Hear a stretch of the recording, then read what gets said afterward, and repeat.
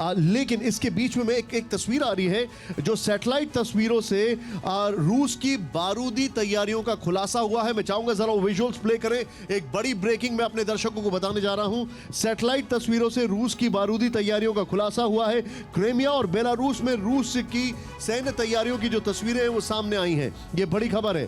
Belarus में रूस ने तैनात किए 50 हेलीकॉप्टर। ये बड़ी खबर है। इसके बाद में अगली खबर पे भी तेजी से ही जाऊंगा, लेकिन इस वक्त आपको पहले ये खबर बता दूं एक बार फिर से। सैटेलाइट तस्वीरों में रूस की बारूदी तैयारियों का खुलासा।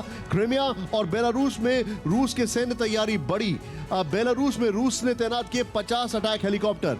एक चीज है राजीव सर जो मैं आपसे समझना चाहूंगा, अगर हम बात करें एक अलायंस की, तो रशिया के साथ Belarus, Crimea, Venezuela, may be Brazil और छुपकर मतलब किसी ना किसी तरीके से जर्मनी साथ दिखाई दे रहा है, न्यूट्रल होके या किसी रूप में।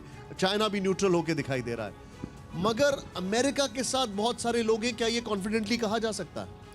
देखिए, ये तो मानी हुई बात है कि इस जो अभी करंट वर्ल्ड ऑर्डर है, जो करंट आपका जो वर्ल्ड सिस्टम है, उसमें अमेरिका ने अपनी काफ़ी पैठ बना ली है। बहुत सारे नॉन अलाइंड मूवमेंट के जो कंट्रीज थे वो भी आज के दिन में अमेरिका के साथ खड़े दिखाई देते हैं।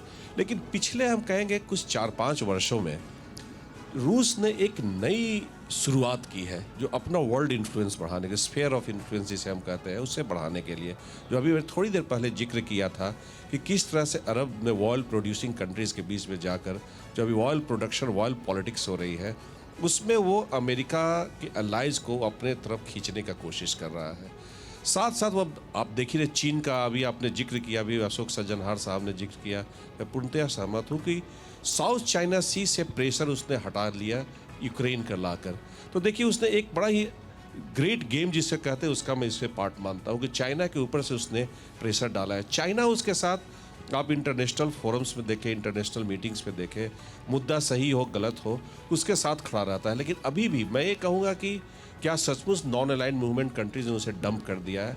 तो नहीं। 33-35% अभी भी एक साइलेंट जो एब्सटेन करते हैं हर जगह सपोर्ट। इसका एक एक्सटेंशन है। जो कोरोना काल में दुनिया डिवाइडेड थी, अब उसमें आपको एक क्लियर पैटर्न दिखाई दे रहा है आफ्टर दिस क्राइसिस?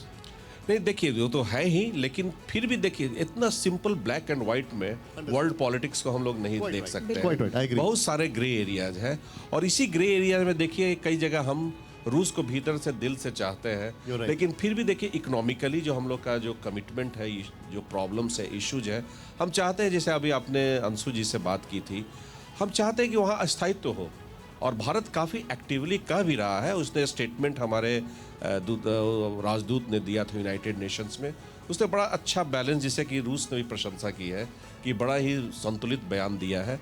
उसमें कहा कि हम टच में हैं उनके, और हम चाहते हैं कि एक शांत क्वाइट डिप्लोमेसी के माध्यम से इस समस्या का समाधान हो।